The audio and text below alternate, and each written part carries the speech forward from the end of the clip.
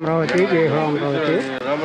ఏంటి ముఖ్యమంత్రి గారికి మేము ఎన్ని చెప్పినా ఆయన ఏమో ఆలకిస్తున్నాడండి. మేము 323 రోజుల నుంచి ఇక్కడ నిరాహార దీక్షలు చేస్తుంటే రోడ్డు మేము కూర్చొని మేము పొలాలు ఇచ్చి మా బాధ మేము పడుతుంటే ఇంతవరకు ఇక్కడ ఎమ్మెల్యేలు కానీ ఇద్దరు గెలిచారు. ఇక్కడ వచ్చి మీ పరిస్థితి ఏంది, మీ రాజ్యాన్ని ఇక్కడే ఉంటుంది, మీకు అభివృద్ధి చేస్తామని ఒక్కళ్ళు కూడా వచ్చి మాకు ఇంతవరకు చెప్పకపోతే అదేమంటే మాట్లాడితే కేసులు పెడతాం, అడిగినందుకు తీసుకెళ్ళి జైల్లో పెడతాం, బూటు కాలుతో దాంతో ఇవన్నీ చేస్తాడు ఈ ముఖ్యమంత్రి గారు.